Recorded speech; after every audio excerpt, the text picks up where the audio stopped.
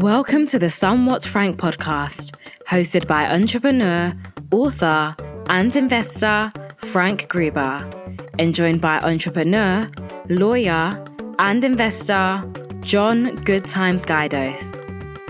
After each having successful startup exits, these two college friends cover a wide array of the latest trends and topics in tech, startups, investing, entertainment, and life. You'll notice they like to live life to the fullest with lots of adventure and believe in celebrating those important wins along the way. The podcast is produced with the help of Established, a strategic consultancy focused on corporate innovation, entrepreneurs, and the ecosystems that support and elevate them. Now it's time to be somewhat frank. Let's get to it. Welcome back to the Somewhat Frank podcast. I'm your host, Frank Gruber, and I'm joined by my longtime friend, colleague, and adventure seeker, Johnny Good Times Guidos. Welcome back, Johnny. How are you doing? I'm doing well, Frank. Thanks for asking. I think you want a treasure hunter. Let's put that in there for next time, too. Oh, did I say treasure? Did I say adventure or treasure hunter? I just on autopilot. You said adventure seeker, but that's okay. But we're going to add treasure hunter in there as well. Okay, we'll add that. How are you doing? What have you been up to? I'm good. I'm enjoying the fall. Went grape picking with the family up in Michigan this past weekend, which is the best time of the year. Just enjoying everything, watching some good football and sports. So just loving life right now. Thanks for asking, buddy. Excellent. Well, welcome back here. We're excited about this podcast and get this going. Also joined by my longtime partner in business and life and our co-CEO and co-founder of Established, Jen Consalvo. All your problems. Consalvo. Howdy, Jen. How you doing? What's on your mind? Hey everyone, good to be here. First of all, I'm very grateful that I'm up here in Maine and dry and safe and looking at beautiful changing color of the leaves right outside my window. But thinking about all of our friends down in Southwest Florida and all the people who have sort of been in the path of Hurricane Ian. It's if anyone's just, taking a glance at the news or social media, you'll see some amazing, wild pictures of just the flooding, the winds. There was a tornado. I think that ripped across Delray Beach, Florida, on the other side. But a lot happening down there, and I don't think they're totally out of the woods yet. There's going to be some continued flooding and issues. So just want to keep them in our hearts and minds right now. Yeah, absolutely. Our hearts go out to all the people of Florida after this hurricane just passed through. I think it left like 2.5 million people without power. I don't know if that's the exact number, but that's a lot of people without power. And hopefully that gets fixed pretty quickly. You don't want to be without power for a little while, but I assume it's because there's a lot of water and a lot of devastation. So I've seen some of the pictures and, obviously leading up to it, some of the imagery from satellites was pretty cool. John, you sent me that one. I think it was pretty interesting. Right. I think it was a SpaceX or some video from space, and it showed the hurricane moving in, and what I found most fascinating about that was the amount of lightning that was involved with that. I thought that was pretty crazy and pretty scary. Absolutely. Yeah, no, it was nuts. And I think even NASA had something. I think it might have been even NOAA had some video or something on top from above. Anyway, really interesting stuff. Obviously thinking about Florida and hoping that they can recover pretty quickly and get back on their feet and obviously dry it off a little bit too. All right, so we're going to get rolling here. We've got a lot to cover, but before we do, I wanted to make sure I mentioned that today, and obviously when you listen to this, it won't be probably the same day, but I wanted to call it out because I do love coffee, and today is actually National Coffee Day, so I wanted to make sure that everyone knew that, and if you missed it, it's okay. Don't worry. Don't fret. You can go get coffee any day, but and you can celebrate the ritual of having something like it every day. And if you like tea, you could do that instead, I guess, if it's down the road. But anyway, wanted to make sure we mentioned that and talk a little bit about coffee because it's got an interesting backstory. And it more or less comes from this legend that says that a herder had discovered these beloved beans and noticed that, after eating these berries from the beans, from a certain tree, his goats became so energetic that they did not want to sleep at night. So that's the beginnings of coffee, and now we all drink it every single day. So it all came from some activity, from eating berries, goats eating berries. Never would have thought that. But there are some health benefits of coffee. We're going to drop some links in there, but I know regular coffee has certain health benefits, and I know I have been caffeine free for a little while now, a couple years, because of some of the health benefits of doing that instead. So, the high level, it's supposed to help with type 2 diabetes and actually making sure you don't get type 2 diabetes. It's there's benefits like potential health benefits like Parkinson's disease and others can be reduced by drinking coffee every single day. And if you just do a couple Google searches, you'll find some of these stats. But most dramatic is that about 50% reduction in the risk of suicide by both men and women who moderately drank coffee. So kind of wild. Oh, wow. Yeah, that's a big one. And then on the decaf side, I know some people are thinking, why do you even drink coffee if it's decaf? But it's the ritual, the routine, I guess you could say. And there are benefits for decaf over regular, and we can dispute this for sure. But regular coffee has caffeine, and decaf obviously doesn't. But it lowers your risk again for type 2 diabetes. It's got less caffeine, so can improve sleep and lower anxiety. And it also contains the same antioxidants as regular coffee. And so you could do that if you don't want to drink the regular coffee and want to still get the benefits of having a nice latte art on your coffee. You can go for it.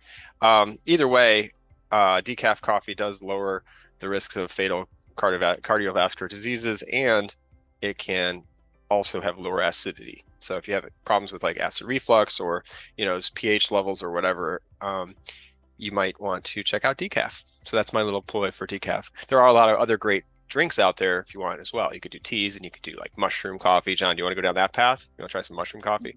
Pass on the mushroom coffee, Frank. There's a new book out, actually. The guys from Forest Schismatic just came out with a book about the adaptogens and things that they're putting in their mushrooms blends. So we'll have to maybe talk about that in the next podcast, but that's out. I'm a fan of the mushroom coffee. Okay, cool. So moving on, I drink the mushroom coffee every day. So I agree with you, Jen. All right, so a lot has happened since the last podcast. We have everything from, well, biggest story that's been talked about probably the most is Queen Elizabeth passed away, and that's a big one because she had a pretty impressive life and reigned as a monarch for several years, more than most monarchs, and had a whole series that just came out on Netflix that most people in the United States I know have watched and obviously learned a lot from. It's not 100% accurate, let's say, but it's pretty close. The Crown obviously is what I'm talking about. But I don't know. What are your thoughts on the Queen, everyone? Well, I've been very fascinated with the royals. I watched The Crown. I like the rituals involved and the nostalgia to some extent, right? And like any public facing figure these days, there's various opinions on both sides of the royals and the Queen and that sort of thing. But notwithstanding all of that, I think that we can all probably agree on the fact that she led a pretty interesting life and saw and experienced quite a lot. Yeah, I think one of the most interesting things is just all the reaction when you look across England and Great Britain, and you look at the variety of reactions right now. I think, John, you were saying that some of your family's been really riveted to the TV and the news about it and keeping an eye on it. And it's true. Just like hearing people talk about what the Queen meant to them, what the royal family means to them, what maybe some of the most important historical moments were to them. Again, regardless of sort of your personal opinion on her, I think it goes without saying that she meant a lot to many people, and watching what the sort of mourning process has been like in Great Britain has been very interesting. Absolutely. And I think we were going on a little road trip this week. We had to go up to New Hampshire, and I don't know how we got on the topic, but we started talking about Canada, and maybe it's because we know some Canadians that are family and friends, and anyway, we started talking about Canada and more or less realized that Queen Elizabeth II is responsible for their freedom. And funny enough, they basically, are our neighbors in the United States here, and waited it out 200 years. Didn't have to fight a revolution, just had to put up with being under the royal, I guess, monarchy for 200 extra years. and ultimately got their freedom. So I don't know, Jen, you did the sleuthing and found this. Go ahead and share what you found. Oh, it's just interesting history. So, Canada, as Frank said, Canada sort of waited it out. Queen Elizabeth gave her final assent to the Canada Act on March 29th, 115 years to the day after Queen Victoria, her great-great-grandmother, approved the Federation Act of 1867, which I think is when they actually gave them the right to self-govern. But she actually gave them their sort of freedom. So interesting history of our neighbors to the north. Absolutely, we had to fight for it, but we did have a little bit of a I guess influence, because they actually thought that the British actually thought that we were going to basically invade Canada. So part of that giving the freedom up was that we were going to invade Canada and take some of the territory away, which I guess sounds it sounds like America. I don't know. And so that was part of the reason they did get their become a sovereign state. So anyway, do we really think they're wrong? No, we did lead a revolution. So who's to say we weren't going to do it again? All right. So moving on, we also had Serena Williams retire, and she went out with a bang. Pretty impressive match a couple weeks ago. I don't know if you got a chance to watch it, but it was one of the most watched matches I think ever, from a viewership perspective. And she just had an impressive career, like unbelievable. She's playing in her 40s and playing against somebody almost half her, in her late 20s or 30s, and just going right up to the end there. And anyway, just impressive career. A lot of people I agree. She's probably the greatest of all time when it comes to women's tennis, and obviously beyond. Even should be up there with Michael Jordan and some of these other great athletes of the Brady probably, and others. So anyway, can't wait to see what she does next. I think she's already got a firm that's investing in startups, and obviously her husband Alexis Ohanian is doing the similar stuff with investing, and so they'll probably do some of that work. But curious what else they're up to, and obviously looking forward to watch. She's got a fashion brand. I mean, the woman, I think, is unstoppable. She's one of those people who will probably roll out many projects and continue to be in the public eye. And I just think she's incredibly impressive, and I really enjoy watching her and where she's going. And I hope in the investment world that our paths will cross at some point, because I think she's fantastic. Yeah, definitely would love to co-invest with both her and her husband, right? Definitely be something on our list. All right, moving into some science news, because we love to talk about space. NASA shared a video and images this week of their first planetary defense mission. So basically, they took a satellite and ran it into a meteor, and more or less to see if they would be able to defend our planet, and we're successful in doing so. So take that where you will. I don't know if they're thinking this might happen. I mean, we do have theories about that happening to dinosaurs and other things. So, we'll see what happens. But it feels like it's a movie script. I don't know what you're all thinking, but Star Wars has begun. No, here's one I have followed, and I'm pretty interested in, because I do know that statistically an asteroid hitting the Earth is one of the biggest risks to human life moving forward.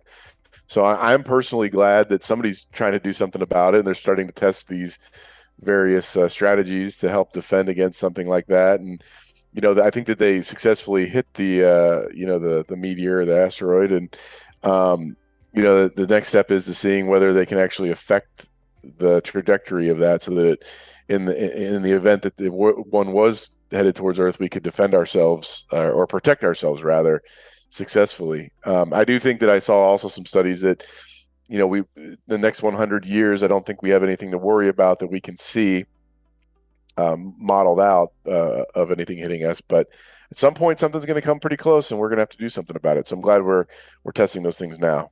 I love the video that they released, because at first I just saw okay, why did they release a video of this gray rocky surface?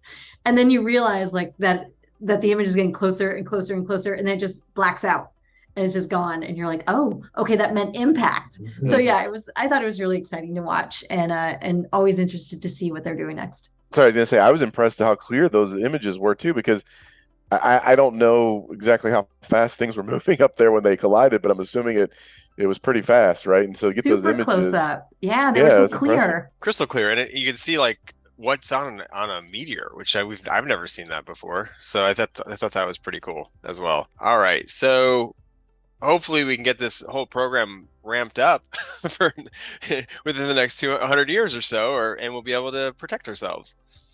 All right, moving along here. Where should we go? Let's talk about. We talked about space. You want to talk about jellyfish? Absolutely. All right, it's very similar to space, right? No, not at all. But we're gonna go to the sea to talk about jellyfish and how their genes, these genes of jellyfish, can show us how to live forever. So there's a study out. It's out on The Economist, and more or less reported upon it. And they've basically figured out that, by potentially studying these genes, they may be able to help humans and other things live forever. So we'll see if they're able to accomplish it. But check out the article. We'll leave it in the notes. And I wonder, if there's anything else we can adopt from the jellyfish. I think there should be a whole documentary about it. Like just about, like, I learned so much about octopus, too, when we watched that movie about the octopus. My Octopus Teacher. Yeah, that was such a good movie, and I think you're right. I don't think jellyfish probably have quite the same personality, but you never know. And I just find them beautiful and mesmerizing. So yeah, cheers. Anything that we can learn from all that life below the surface, why not? Yep, absolutely. All right, let's talk about. So we've been kind of talking about things that are sound like they're out of a science fiction novel. Let's talk about life here for a second. Real life, and fake real life. One of my favorite movies of all time is Ferris Bueller's Day Off, and being from Chicago, I've watched it 100 times, and I know a lot of the locations. But there was an article out by put in the Washington Post recently. They did a great job of basically trying to piece together the entire day from that movie and kind of living that day. So if you get a chance, we'll share it in the notes, and you could take the article and redo Ferris Bueller's Day Off yourself. So anyway, I think it's a really great movie, and if you haven't seen it, definitely see it. And if you're in Chicago, you could try that. Yeah, I loved it. I read the article, found it very fascinating. I lived in Chicago for a number of years, like you, Frank, as well. I will say, and this is going to be somewhat controversial, I don't think that I've seen Ferris Bueller's Day Off from start to finish, the entire movie. What? I've seen every scene in different, you know what I mean, at different times, but I don't think I've watched it collectively all in one sitting. But I did find the article, it made me reminisce about some of the cool things I've done in Chicago over the years, and I want to get back up there as soon as I can and hang out and do some of those things again.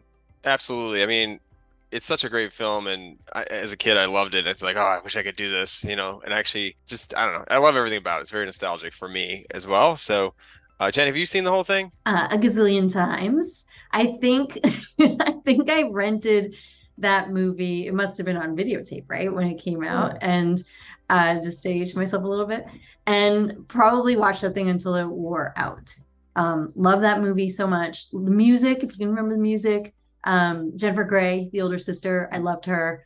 I'm a huge fan. Shake it up, baby, now. Shake it up. That was my favorite scene, I think, when they're at the parade and there's a Wrigley scene where they catch a foul ball, but there's that scene at the parade, and Ferris all of a sudden's on a float singing. I thought that was so awesome, and everyone wanted to be Ferris, I think. And Jen, you wanted to be the sister instead of being Sloane? No. I just liked her. I loved how angry she was. She had so much angst, like that teenage angst that you could just feel it was oozing out of her. And I thought she portrayed that so well. Yeah, absolutely. Great. Yeah, I totally forgot about that. And she was so upset with Ferris, but pretty good movie. Check it out if you haven't. You may have to dust off your VCR if you have it on tape, if you even know what I'm talking about. All right, so moving on. This one's kind of creepy. If you have a child, you might be interested in hearing this, though, just so you're in the know. There's a situation that was reported by the Bloomberg, actually, Bloomberg.com, that child predators are using Twitch to track kids' live streams.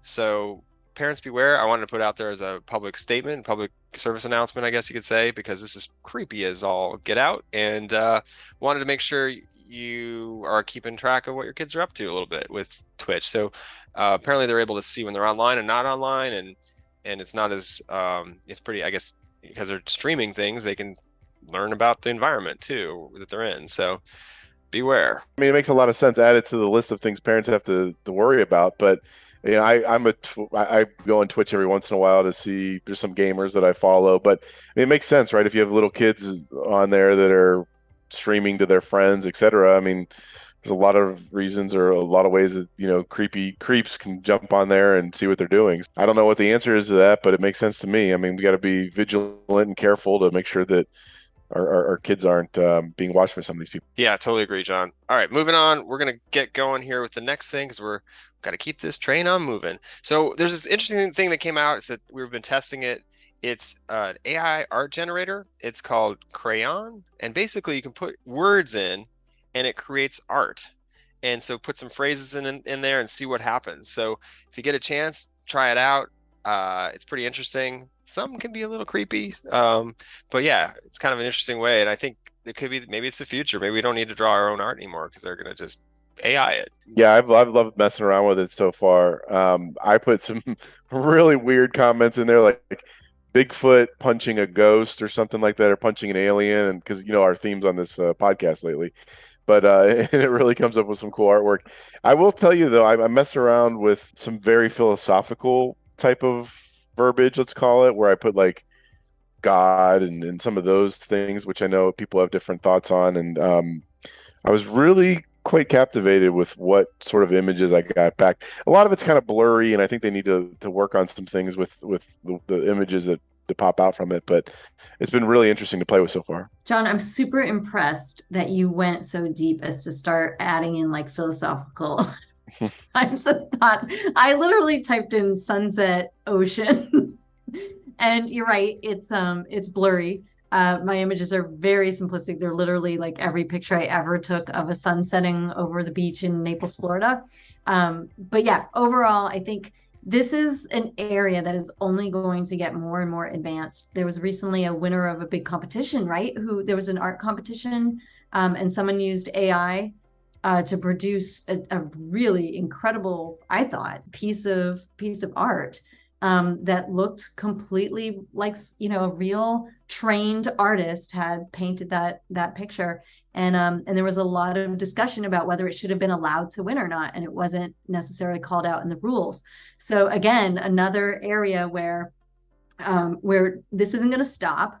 The tools are only going to get more sophisticated. People are not necessarily going to be able to tell the difference if someone actually created it or not, unless there are tools that allow you to, I don't know, stamp things or do things in a certain way. But fascinating for the future of the art industry. Yeah, and art is in the eye of the beholder. So you never. What are you going to say? Everyone's going to have their own opinion on if it works or not. So I guess, what's it matter? Just go out there, try to create some cool stuff, and I'm sure some of it will be great and some of it won't, right?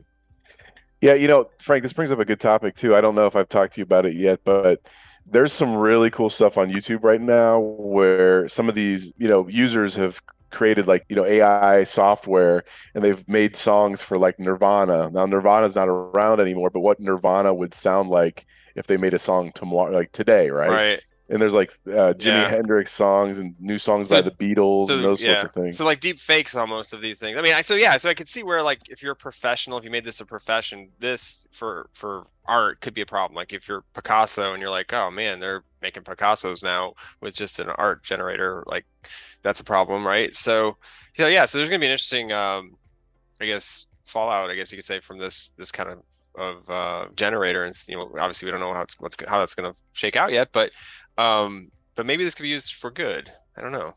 Sure, and I will tell you this, and I will share the link in the notes, but the Nirvana song is kind of creepy how it sounds. I mean, it's a new Nirvana song, right? Made by computer software. I mean, it could be on one of their old albums if you didn't know any better. That's crazy. Wild. Yeah, that's really wild. So it's just that deep fake, right? Like there's, you know, tons of deep fakes out there, and I don't want to get too down in that rabbit hole, but there's a lot of them for certain actors like Tom Cruise. Like it's some of the things that are out, if you look for some of those videos, like similar, videos that look just like them, right? So yeah, it's gonna be hard. I mean, there's gonna have to be some kind of technology or something that identifies what's been made or generated with AI, and I don't know if that's even exists yet, but that's an opportunity for sure. Well, and it has real ramifications in terms of disrupting industries. Think about all the artists who maybe make their living getting paid by, think about advertisers or big companies that might pay them for specific art to, whether it's for advertisements or whatever. And if now all of a sudden people can just do it at the click of a button, without having to pay someone for their skill that they went to school for, that they've learned, that they've trained for years, that's really disruptive to specific individuals. And again, not that that's the only industry that's ever been disrupted, but interesting to see how far does this go in the areas where we thought technical disruption wouldn't really take hold, right? It really comes to matter with machinery and production and all of those things. But when you start getting into arts and creativity and the things that we thought were very uniquely human, and now those are disrupted, that's worrisome, right? And how do we as a society grapple with something like that? That's a great point. And on top of that, think about it doesn't go that just as far as art or music. It could be media, right? Like videos and they're, do we need, we've already seen the AI kind of broadcasts, right? They're not great yet, but eventually they might be. And who needs media people either, right? Maybe this podcast will be AI in the future. I don't know. But everyone, just keep listening to us instead. All right, so keep going here. Let's move it along. Great thoughts there on that AI situation. Reading. I've been reading new books. A new book that just came out. And I think I don't know if we talked about it last time or not, but the Rise of the Rest book, How Entrepreneurs in Surprising Places Are Building the New American Dream by Steve Case. It came out recently, and you can get it anywhere books are sold, Amazon or whatever. And I got a chance to catch up with Steve Case a couple weeks ago now, and we put out a special interview with him on our Startup of the Year podcast. So you can go listen to episode 97 and learn more about the book and his tours and his funds and everything he's been up to. But really excited about this book because I got a chance to ride the bus on his Rise of the Rest tours as our company established, as well as before when we were with Techco. Basically, we were a partner, but I also got to interview Steve on a number of occasions in different locations around the country, and I went on like 5 of the tours, so out of 8. So I know quite a lot of the stories in the book are interesting again to hear, but some of them I already knew. But there's a lot of backstories I didn't know, so that was kind of cool to hear the backstories in some of these different places we went. When I was looking, was seeing it through my lenses. It's great to hear it from Steve's lens as well. So really cool. People that don't know who Steve Case is, he was the co-founder of America Online, or AOL, and got a lot of people online back in the day, and we're still online. So he might be responsible for that, right? So pretty cool. He's an iconic entrepreneur from America. So obviously excited to talk to him and catch up. And if you got a chance, get the book. Or if you get a chance, get the book, because it's also about just making America a better place for everyone in the future, and how we can do it through building ecosystems for entrepreneurs. So it's kind of near and dear to our heart with Established and everything we've been doing with Techco and Established and Startup of the Year for just about 15, 12, 20 years now. So obviously love the book. Go check it out. And there's a lot of great peoples and stories and investors in there. And you should, it's a quick read. And now it's even got an Audible book if you rather listen to it. Jen, any thoughts? You worked at AOL for a while. I did. And so I have to always say a big thank you, because that was one of my very first grown-up jobs. And I stayed at AOL for many, many years, and really it built my career, and I met so many amazing people working there. And I just want to say that that the bus tours, Steve just has this affinity for buses, because his bus tours, many people might remember this, began in the early AOL days. They did like this AOL, I think it was like AOL Across America or something like that. And they would take groups of people from AOL and bring them all across the country in a bus to meet our members, because at the time it was all about members rule. And I think that's an interesting thread, which is this isn't about sitting behind your desk, trying to understand what's happening across the country. This is about going out there, meeting people, talking to people in the field. And I think you got to respect that that sort of continues to be a philosophy, and it works. Yeah, absolutely. Great historic note there. Thanks, Jen. Appreciate that.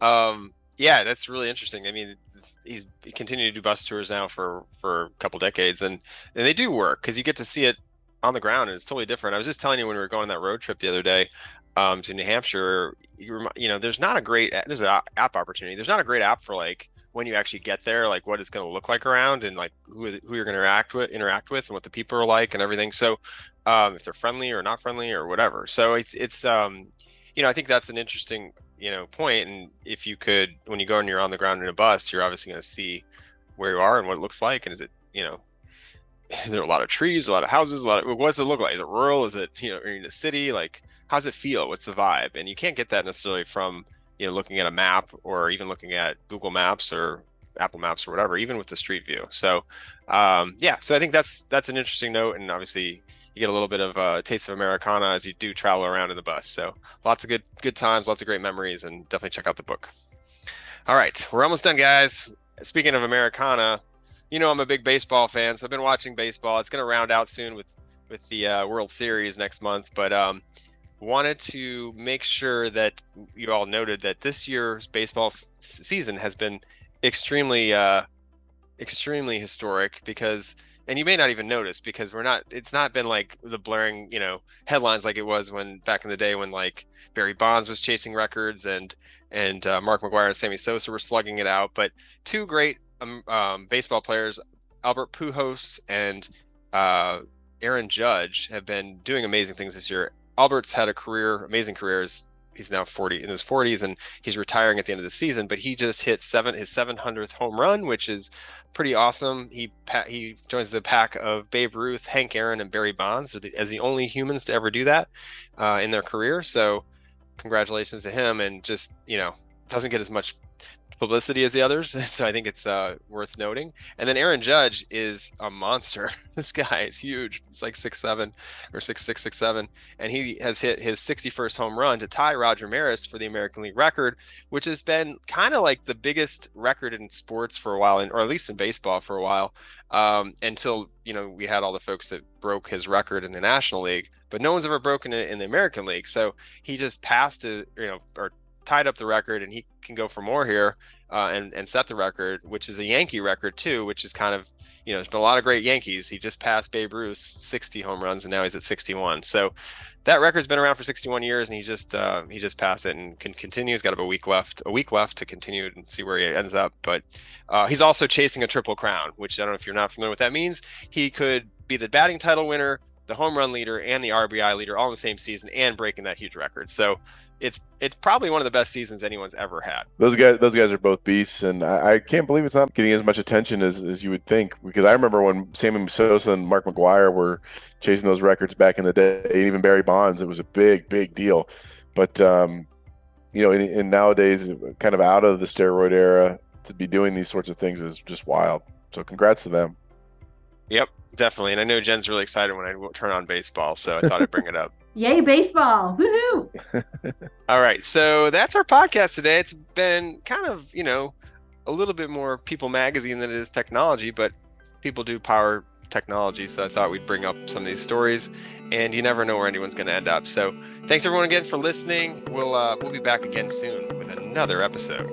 Thanks for listening to another Somewhat Frank podcast episode. Be sure to rate and subscribe wherever you listen to your podcast. We'd love to hear from you. Don't forget to celebrate your wins, small and large, with gratitude. It will make your journey more enjoyable. We'll be back soon with another episode.